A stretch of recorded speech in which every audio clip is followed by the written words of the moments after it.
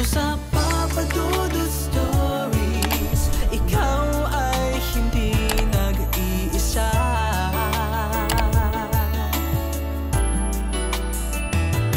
Dito sa Papa Dudut Stories, may nagmamahal sa'yo.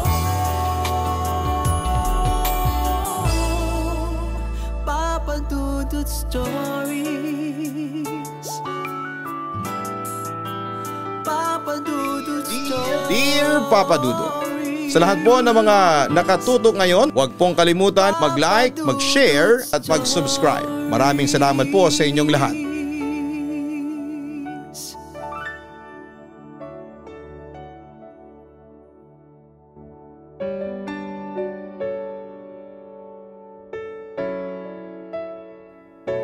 Mga ka-online at mga taga-subaybay ng Papa Dudut Stories, ang tampok natin sa araw na ito ay kwento na nagmula sa magkakaibigang sina Harry, Marie Chris at Allen.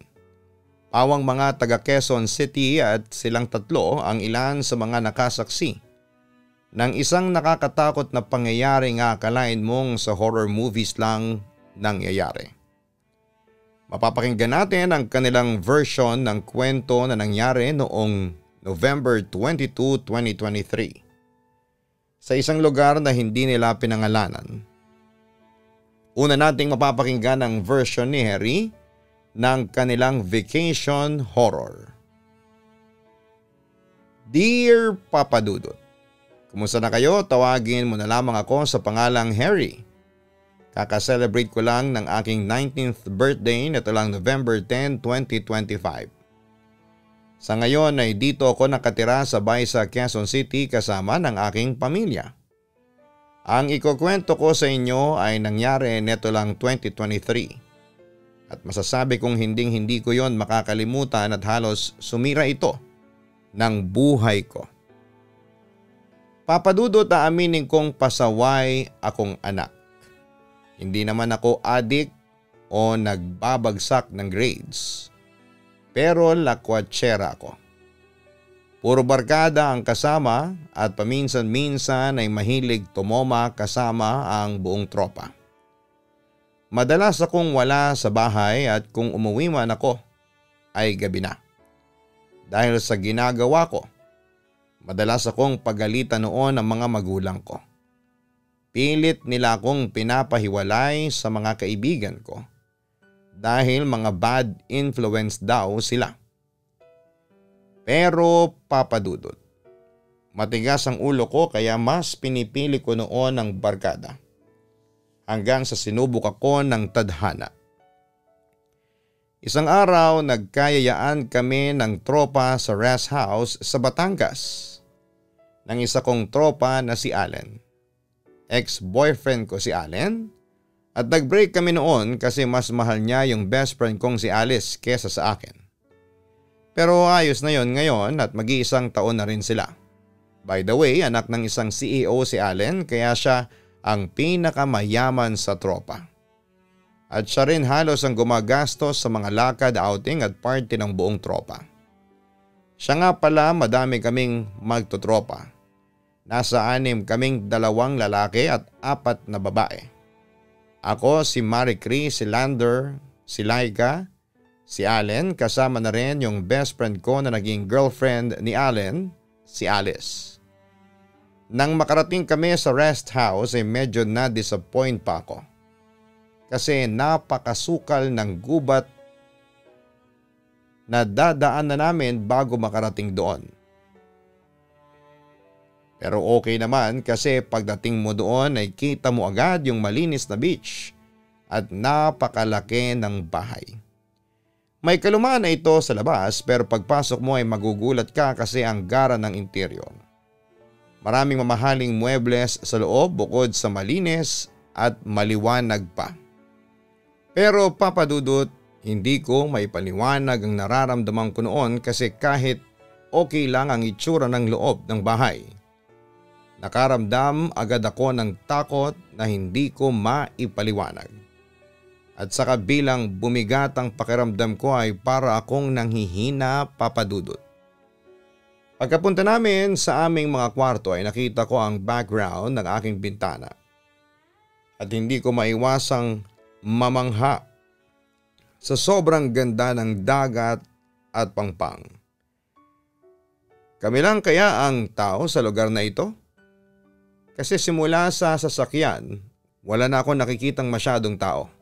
Bilang lang sa daliri ko, naisip ko noon. Samantala'y makikita mo rin sa kwarto ko ang sunset. Napakagandang masdan habang nakatingin ako sa pangpang at inikot ko ang mga mata ko sa buong paligid. At ilang sandali lang ay may nakita akong babaeng nakaputi at mahabang buhok na nakaturo sa akin. Baliw ba to at bakit nakaturo siya sa akin? Bulong ko sa sarili ko. Pero sa puntong yon ay nakaramdam na ako ng kaba. Maya-maya pa ay bigla akong hinawakan sa likod ni Marie Chris. "Uy Harry, bakit nagsasalita ka dyan ng mag-isa?" Sabi niya sa akin na may pagtawa nang makita niya ang reaksyon ko na nagulat. "Marie Chris, kinilabutan ako sa'yo." "Paano ba naman kasi? May babae nakaturo sa akin doon sa may pangpang. Luka-luka yata yun." Sabi ko sa kaibigan ko. "Wala naman ah. Saan ba't wala ko nakikita?" Sabi ni Marie Chris habang nakatingin pa din. Nang balikan ko ng tingin yung lugar kung nasaan yung babae na wala na ito, Papa Dudut. "Nasa na yun? Kanina nandyan lang yun eh. Nawala bigla." Nagtataka kong sinabi kay Marie Chris. Tumawa lang ang kaibigan ko. "Ayan na naman ang imagination mo. Tara na nga, kumain na tayo sa baba. Tinatawag kita kanina pa. Tara na, gutom lang yan." Pag-aya pa ni Marie Chris sa akin, agad na kaming bumaba pagkatapos. Ang daming nakalatag na pagkain sa mesa. Kaya akalain mong may fiesta. Kaya nga biro namin kay Allen noon, sana all anak ng CEO. Tawa lang ang sinukli ni Allen sa amin. Pagtapos nung gabing yon ay busog na busog ako. Mamayang kaunti ay tumungo ako sa kwarto kasama ng iba kong mga kasama. "Hais, makapagpahinga na nga." Sabi ko pa sa sarili ko sabay higa sa napakalambot na kama. Hindi ko na namalaya na nakaidlip pala ako. Pero nagising ako ng 2:30, patay na lahat ng ilaw at ang tangi ko na lamang naririnig ay ang alon sa pangpang at mga kuliglig. Ang sarap sa pakiramdam ng ganito, bulong ko sa sarili ko. Maya-maya pa ay may narinig ako na kaluskos sa tabi ko. Sa mismong kama ko. Siyempre, Papa Dudut, kinabahan ako kasi naka-reflect sa salamin ng bintana ang nasa likod ko. Nakita ko na may gumagalaw sa likod ko. Sino to? Paulit-ulit sa utak ko habang nakapikit. Naramdaman ko na wala nang gumagalaw kaya agad kong tinignan ang aking likuran. Nakita ko na parang may nakatalakbong sa kumot. Kaya agad kong binuksan ang flashlight ng cellphone ko at binuklat ang kumot. Nanginginig ako kasi naalala ko yung babae sa pangpang nang mabuklat ko ang kumot. Agad kong hinampas ng cellphone nang makita ko ang mukha niya na sobrang puti. Sumigaw ako ng sumigaw. "Wah! Tulong, may multo din dito, tulong!" Lumapit naman ang babae sa akin at hinawakan niya ang dalawang braso ko. Nanlaban ako pero mas malakas siya. Pero hindi rin nagtagal yon kasi bumukas ang ilaw. At nakita ko sina Allen, Alice at Lander. Nagising naman sina Marie Chris at Laika sa pagkakatulog pagkatapos kong sumigaw. Pero that time ay parang wala na ako sa sarili at inawat nila ako habang ako naman ay yumakap kay Allen na takot na takot. Narinig ko na may sumisigaw ng aray at parang umiiyak. Nagulat ako nang si Marie Chris pala yun, dumudugo ang ilong niya dahil sa paghampas ko. "Marie Chris, sorry. Natakot kasi ako, sorry na. Hingi ako ng patawad kay Marie Chris. Okay lang kasi kasalanan ko din kasi tumabi ako bigla sa iyo, sorry. Sabi naman ni Marie Chris. Agad ko siyang niyakap at nakita ko din ang sama ng tingin sa akin ng girlfriend ni Allen. Ano ba kasing problema mo, Harry? At iniistorbo mo ang mga pagtulog namin. Matarang ng wika ni Alice sa akin. May nakita kasi akong multo. Yung babaeng natanaw ko sa pangpang mula dito ay parang ginamit niya yung katawan ni Marie Chris para magpakita sa akin. Ang wika ko. Walang ibang tao dito maliban sa atin at sa mga helpers natin na natutulog na. Sabi naman ni Allen sa akin. Kaya imposibleng may makita kang babae sa pangpang maliban kung mga tauhan namin sila. Baka naman isa lang sa helpers yung nakita mo. Masyado ka lang OA. Hirit pa ng mataray na si Alice. Simula kasi nung maghiwalay kami ni Allen at maging girlfriend siya ng ex ko ay nagbago na ang pakikitungo sa akin ni Alice. From best friend ay naging rival ang turing niya sa akin. Sa tropa siya lamang ang hindi pumapansin o kumakausap sa akin.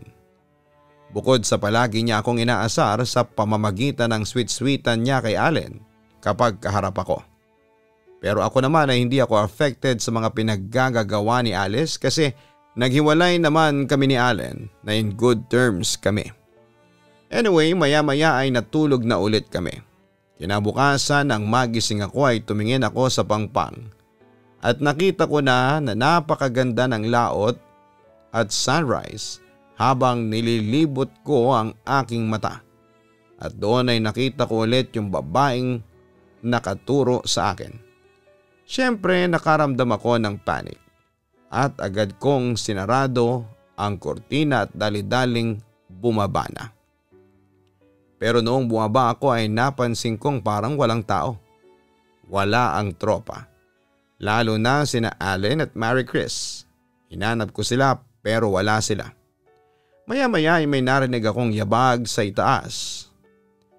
Agad kong nakita sa sahig ang basa na galing sa banyo.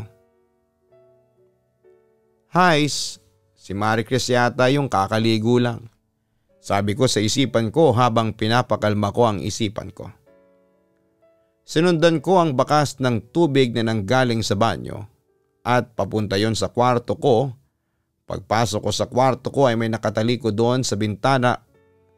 Nakatingin sa pangpang habang nag-aayos ng basang buhok.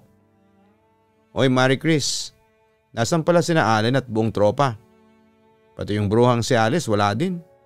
Tanong ko sa kanya pero hindi siya sumagot sa sinabi ko at patuloy lamang siya sa pagsusuklay. Maya-maya ay nilapitan ko siya at pagkahawak ko sa kanya ay naramdaman kong napakalamig niya. Tapos ay bigla siyang humarap sa akin. Nagulat ako at papadudot dahil ang nakita ko ay walang iba kundi yung babaeng nasa pangpang. Kaya hindi ko napigilang sumigaw ng napakalakas dahil sa takot. Oy Harry, gising! Gising oy! Ano nangyari sa'yo? Naririnig ko nang banggit sa akin ng parang boses ni na Marie Chris, Allen at ng tropa.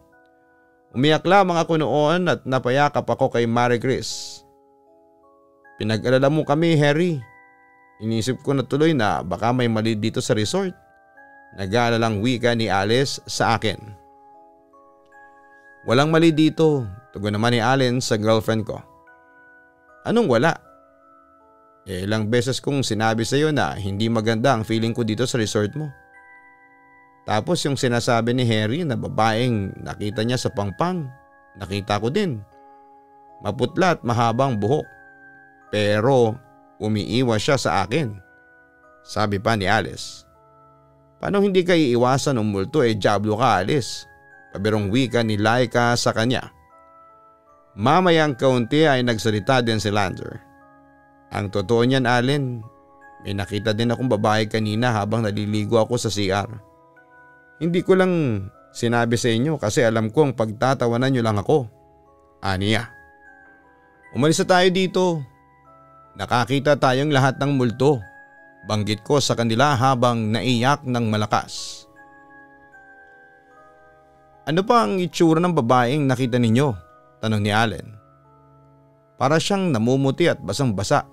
Puti na ang mata at pisat ang mga daliri, sabay lawlaw ang dila at nakangiti tapos ayoko na, uwi na tayo, banggit ko sa kanila. Napamura naman si Alice. Allen, yung nakita ni Harry, yun din yung nakita ko. Ako rin. Ganun din yung itsura ng babaeng nakita ko. Kinakabahan ang wika ni Lander. Walang multo dito, okay? Galit na wika ni Allen sa amin. Pero nagsalita at nagtalo pa sila ng kanyang girlfriend na nauwi sa pagtatalo tungkol sa kanilang relasyon. Habang sila ay nagtatalo, napatingin ako sa bukas na pintuan. At doon ay nakita ko ang babae sa pangpang. Mabilis itong lumapit sa akin at naramdaman ko talagang pumasok ito sa katawan ko. Tapos ay nag-blackout na ako. Hindi ko na alam kung ano pa ang mga sumunod na nangyari sa akin ang araw na yon, Papa Dudut. Dito ko muna tatapusin ang pagsasalaysay ko. Dahil na magpapatuloy ng aking kwento ay si Mary Chris na nakasaksi sa mga pangyayari noong araw na yon. Habang wala ako sa aking sarili, sana'y masubaybayan niyo pa rin ang aming kwento. Lubos na gumagalang, Harry. Mga ka-online, narinig natin ang point of view ni Harry at sinalaysay niya sa atin ang kanyang naging karanasan nang magbakasyon sila sa resort ni Allen. Ngayon naman ay babasahin natin ang salaysay ni Mary Chris na kaibigan ni Harry at isa sa mga nakasaksi sa sinasabi nilang vacation horror that they will never forget. Dear Papa Dudut, ako nga pala si Mary Chris, 19 years old at gaya ni Harry, ako naman ang magkikwento about sa nangyari sa amin sa Batangas nang kami ay nagbakasyon. Si Harry kasi that time ay wala nang matandaan dahil sa nangyari. Pero kaming mga tropa niya ang nakasaksi ng buong pangyayari. Sisimulan ko ang kwento noong magising si Harry sa kanyang bangungot that time. Takot na takot siya. Namumutla at iyak pa ng iyak. Hindi ko alam kung maniniwala ako sa kanya kasi hindi naman ako naniniwala sa multo. Habang umiiyak si Harry, inilalayan ko muna noon at doon ay nagkwento siya tungkol sa babae sa pangpang na nakita niya. Surprisingly, nagsalita din si Alice at Lander na maski sila ay nakita din nila ang babaeng sinasabi ni Harry, kaya aaminin kong nakaramdam ako ng takot ng mga sandaling yon. At habang nagtatalo nga sina Allen at Alice na feeling main characters ng sandaling yon, bigla na lang sumigaw si Harry at nawalan ito ng malay. Siyempre nagpanik kaming lahat. Tinapik-tapik ko ang pisngi ni Harry para magkamalay siya habang si Laika naman ay tumawag ng tulong mula sa mga helpers na nasa ibaba. Mamayang kaunti ay dumating ang dalawang lalaking helper ni Allen at binuhat nila si Harry pababa. At pagdating namin sa sala ay sa sofa nila inihiga ang kaibigan ko. Nagpa siya namang tumawag si Allen sa kanyang cellphone para makahingi ng tulong, pero nagkataon namang walang signal noon lahat ng cellphones namin. Nang maihiga namin si Harry sa kama ay bigla siyang parang hinihingal at namumutla. Nang haplusin ko ang bandang leeg niya ay napagtanto kong mataas ang lagnat niya. Kaya agad akong kumuha ng pampunas na bimpo at maligamgam na tubig. Habang pinupunasan ko ang kaibigan ko, nakita ko sa kanyang tiyan ang malaking pasa. Maging sa kanyang leeg, nag-alala ako kasi baka kung ano ang sakit na yon. Mamayang sandali ay kumalma ulit si Harry pero wala pa rin siyang malay. Samantala ay napansin kong wala si Lander sa amin kaya tinawag ko siya. Yun pala ay naiwan siya sa itaas kaya sinabi kong buwaba na siya. Nang buwaba na ang tropa namin ay napansin kong may hawak siyang isang box na parang lapida na may nakaukit na mga letra at numero at isang diamond na may mata sa gitna. Ano yung hawak mo, Lander? Tanong ko sa kanya. Ouija board ito. Nakita ko ito sa ilalim ng kama na tinutulugan ni Harry. Kaya siguro nangyari sa kanya yan. Sagot naman ni Lander sa akin. Nagulat naman kami nang biglang agawin ni Alice ang Ouija board na hawak ni Lander. Gagamitin natin to para alamin kung sino yung nagmumulto dito. Wika niya. Sumangayon naman si Allen sa sinabi ng kanyang girlfriend. malalaman natin kung nagsasabi kayo ng totoo kung talaga bang may multo dito sa resort namin. Aniya. Hindi ba delikado yan mga pips? Concern ng wika pa ni Laika. You know yung mga napapanood nating horror movies na parang gumagamit ka ng Ouija board at nagtawag ng multo alam nyo ng mga nangyayari. Bigla namang tumutol si Alice sa sinabi ni Laika. Palabas lang yun. Exaggerated lang sila sa mga ginagawa nilang eksena para pumatok ang pelikula nila. Minsan na ako nakagamit ng Ouija board at walang nangyaring masama sa mga gumagamit nito. Kwento pa niya. Marie Chris, ayos na ba si Harry? Tanong ni Lander sa akin. May lagnat siya pero magiging maayos din siya. Pagpahingahin lang muna natin. Banggit ko sa tropa ko. Sa kabilang banda pagsapit ng hapon ay wala pa ring malay si Harry. At kababalik lang noon ni Allen mula sa pinuntahan niyang klinik para tulungang gamutin si Harry. Pagkatapos suriin ng doktor ang dalaga ay nagbigay ito ng reseta at pagkatapos ay umalis din po ito agad. Inutusan naman ni Allen ang isa niyang helper na lalaki na bumili ng gamot sa butika sa labas ng resort.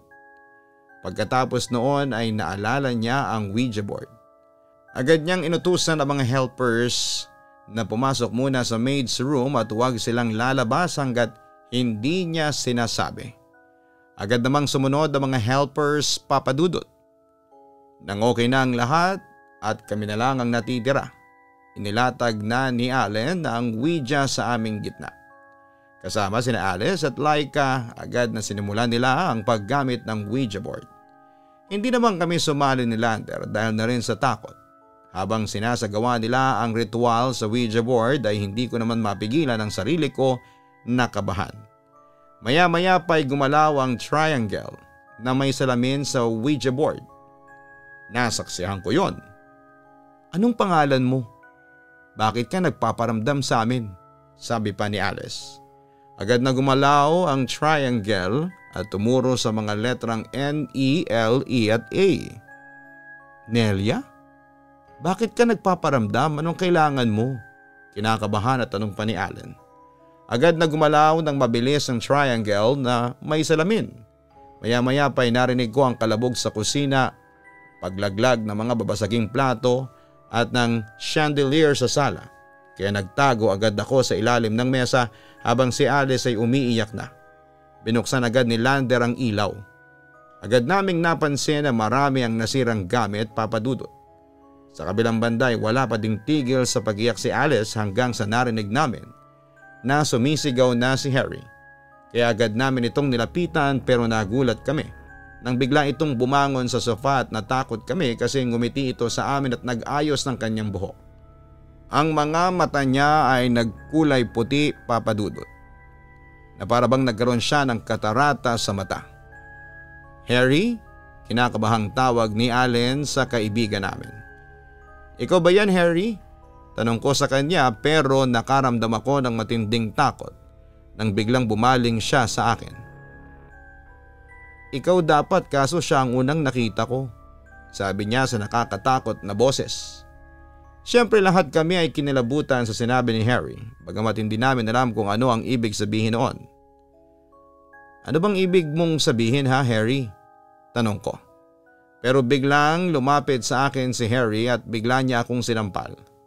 Sa lakas ng pagkakasampal niya ay tumalsik ako ng hanggang 3 talampakan. Naiyak naman ako sa sakit at takot pagkatapos noon papadudot. Bakit mo naman ako sinampal? Anong kasalanan ko sa iyo ha? Sabi ko. Harry, tigilan mo na to. Wika ni Lander at lalapitan sana si Harry pero nang hawakan niya ito ay biglang hinawakan ni Harry ang kamay ni Lander at pinirat gamit ang kamay niya. Sobrang lakas ni Harry kasi halos bumaliko ang mga daliri ni Lander. Harry, bakit mo ba ginagawa sa akin to? Pasigaw na wika ni Lander habang naiiyak sa sakit. Pero bigla na lang nagsisigaw at nagwawala si Harry at kasabay noon ay ang paggalaw ng mga gamit sa paligid namin. Nabagsakan pa nga si Allen ng chandelier pero buti na lamang at kaunting sugat lamang ang natamo niya. Sa kabilang banda ay sinipa ni Lander si Harry at pinagtulungan naming hawakan ni na Allen Laika ang tropa naming tila sinasapian ng kung ano. Sigaw naman ang sigaw si Harry at aaminin kong sobrang lakas niya ng mga sandaling yon. Sumigaw naman si Allen para humingi ng tulong sa mga lalaking helpers at agad naman silang lumabas sa kanilang kwarto para saklolohan kami. Hinawakan nila si Harry sa mga kamay at binti habang kami ni Laika ay naghanap ng lubid sa kusina at garahe. At nang makakuha kami ay agad na tinali namin ang nagpupumiglas pang si Harry. "Ano ba, Harry? Tumigil ka na," banggit ni Lander Papadudot. "Hindi ako si Harry. Mga ulupong, pakawalan niyo ko dito. Pag ako nakawala ay papatayin ko kayong lahat," banta nito sa amin. Sa puntong yon, Papadudot ay kumbinsido na akong hindi yon si Harry. "Kung hindi ka si Harry, sino ka?" Tanong ko naman sa sumasapi kong kaibigan. "Sino ako? Ako lang naman ang papatay sa inyo. Pakawalan niyo ko dito." Nagpupumiglas na banggit ni Harry habang nagagalit tapos ay tatawang bigla. "Guys, may alam akong makakatulong sa atin. Tatawag ako ng albularyo dito sa may malapit lang dito," banggit pa ni Allen. "Sige pre, kami nang bahala kay Harry," sabi naman ni Lander. Agad namang umalis si Allen para tawagin ang albularyo. Makalipas ang 30 minuto ay dumating ang albularyo kasama si Allen. Si Harry ay nagpupumiglas pa din sa kumot. Nakita naman ng albularyo sa sala ang Ouija board. "Anong ginawa ninyo? Tinawag ninyo ang espiritu nang hindi nyo tinapos. Pwede kayong mamatay niyan. Hindi nyo ba alam na delikado ang paggamit ng Ouija board na yan? Nagambalan nyo ang napakalakas na espiritu," sigaw pa ng albularyo sa amin. Papadudot, hindi naman kami nakapagsalita lahat sa sigaw ng albularyo. "Kumuha kayo ng maligamgam na tubig at asin at kandila ngayon na," pasigaw na utos sa amin ng albularyo. Agad naman kaming sumunod sa pinag-utos niya at maya-maya ay nakumpleto na namin ang pinakuha niya. Agad na sinimulan ng albularyo ang ritual. Pinatakan niya ng kandila sa noo si Harry habang dinadasalan. Habang si Harry ay parang hindi naapektuhan at nakangiti pa din, Papadudot. Makalipas ang 1.5 oras ay wala pa rin nangyari kay Harry. "Patawad pero hindi ko kayang espiritu na nasa katawan niya. Pasensya na," banggit sa amin ang albularyo sabay alis. "Isasama kitang patayin, albularyo," banggit na pananakot ni Harry sa albularyo na nagmamadaling umalis. "Anong gagawin natin, Allen? Kailangan nating matulungan si Harry," banggit ko kay Allen. Pero Papadudot, hindi ko maipaliwanag pero biglang may malakas na hangin ang bumangga sa katawan ko at tila pumasok sa loob ko. Nakaramdam ako ng kakaibang bigat at lamig hanggang sa nagpaikot-ikot ang aking paningin at nawala ng malay. Dito ko natatapusin ang salaysay ko dahil hindi ko na alam ang mga sumunod na nangyari. Kaya si Allen na magpapatuloy ng aking kwento. Papadudot, kapag naalala ko itong mga pangyayaring ito ay natatakot pa rin po ako hanggang ngayon. Lubos na gumagalang, Mary Chris. Narinig po natin ang salaysay ni Mary Chris na nawalan din ng malay habang sinasapian ng masamang espiritu ang kanyang kaibigan na si Harry. Sanapian din kaya si Mary Chris? Malalaman po natin sa version naman ng kwento ni Allen. Dear Papadudot, ako nga pala si Allen, 20 years old, sobrang sama nang nangyari sa amin sa vacation house namin. Dahil sa paglaro ko ng Ouija board kasama ng tropa ko ay mukhang sinaniban pa si Harry ng masamang espiritu. Kahit ang pinakamagaling na albularyo dito sa lugar namin ay hindi rin kinaya si Harry, kaya nag-isip kami kung ano ang dapat na gawin. Pero hindi pa natatapos noon ang problema namin nang biglang himatayin si Mary Chris at nagsimulang mangisay ang buo niyang katawan. Nakaramdam ng panik ang lahat ng tao sa loob ng rest house. Ano ang dapat nating gawin? Tanong ko sa kanila. Tumawag na tayo ng pare, sabi ni Alice sa akin. Oo nga, baka sakaling mapaalis niya ang masamang espiritu kina Harry at Marie Chris. Segunda naman ni Laika sa akin.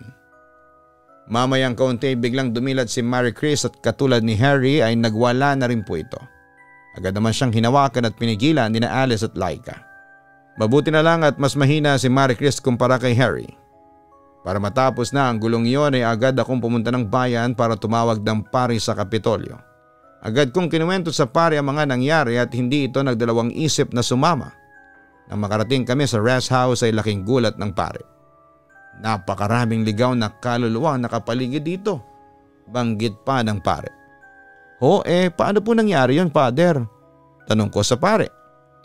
Dati itong pugaran ng mga sindikato. Dito ni Rape pinatay ang napakaraming mga kababaihan. Banggit ni Father at agad akong kinilabutan sa mga narinig ko.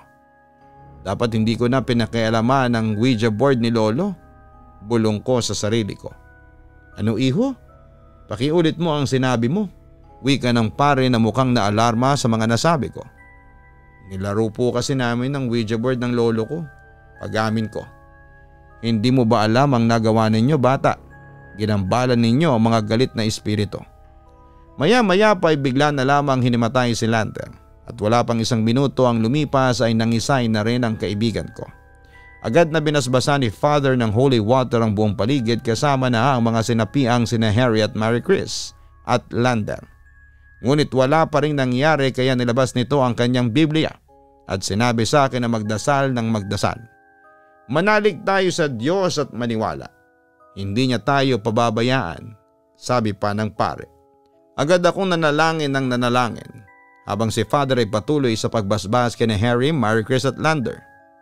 Maya-maya pa ay tumigil na ang tatlong sinapian at si Father naman ay nilagyan ng Biblia si Harry sa noo at patuloy na dinasalan.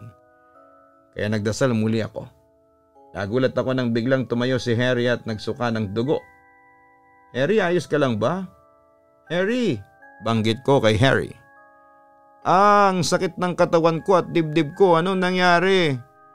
Nangihina na sinabi ni Harry. Pero nang mapalingon siya sa mga sinanibang sina Marie Chris at Lander ay napasigaw. Diyos ko po, naibulalas niya sa takot. Sinapian kayong tatlo, wika ko habang nakatingin kina Marie Chris at Lander na inaawat sina Alice, Laika at mga lalaking helpers namin. Sunod na pinatungan ng Biblia ang noon ni Marie Chris at maya-mayang kaunti ay sumuka na ito na parang dugo na may itim na likido. Bumalik na rin po ito sa kanyang huwisyo. At ang panghuli naman ay si Lander na ganoon din. Matapos umalis sa katawan niya ang espiritong sumapi sa kanya ay sumuka din siya ng dugo. Nawala ng espiritong sumapi sa kanya pero ang mga espiritu sa bahay na ito ay hindi pa. Banggit ni Father matapos iligtas ang tatlong tropa ko mula sa isang demonic possession. Father, paano po ba mawawala ito? Tanong ko sa pare. Manalangin tayo ng manalangin habang sinusunog natin ang Ouija board na dahilan ng lahat ng ito. Maging kayo Harry, Marie Chris at Lander ay magdasal kayo. Banggit pa ni Father. Nang matapos kaming magdasal ay tumawag ako para isugod sa ospital sina Harry, Marie Chris at Lander na nabalian ng buto sa kamay at paa dahil sa nangyaring demonic possession sa kanila. Napansin ko sa tatlo na ang dali nilang nangayayat. Ganon pala talaga. Totoo pala ang mga demonyo at espiritu.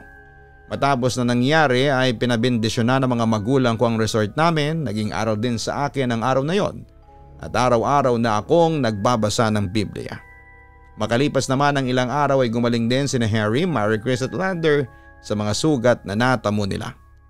This 2025 ay binalikan namin ang resort house. Kaming magkakaibigan at sabay-sabay kaming nag-alay ng dasal. Nanalangin kami sa Panginoon upang maalis ang masamang espiritu na nandun at patuloy pa rin kami sa pagiging magtutropa. Pero hindi na kami yung tipo ng mga kabataang pasaway. Papadudod sana'y maitampok ninyo ang kwento namin. Salamat po at na-share naming tatlo ang aming vacation horror story. God bless everyone. Sa ngalan ni na Harry at Marie Chris, ako si Allen at lubos na nagpapasalamat sa inyong lahat sa pagtutok sa aming kwento. Mabuhay po kayong lahat.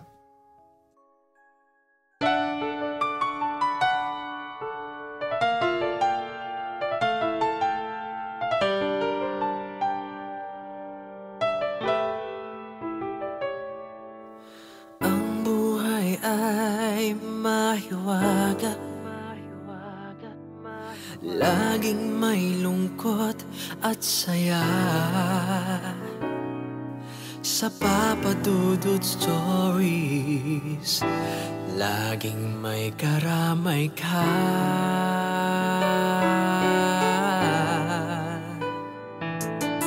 Mga problemang kay bigat, dito ay pakikinggan ka. Sa Papa Dudut Stories, kami ay iyong kasama. Dito sa Papa Dudut Stories, ikaw ay hindi nag-iisa.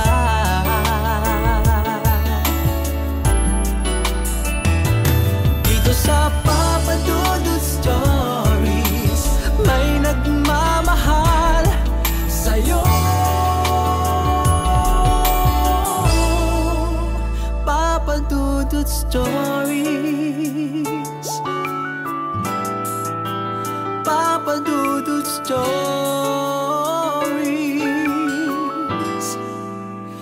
Papa Dudut Stories.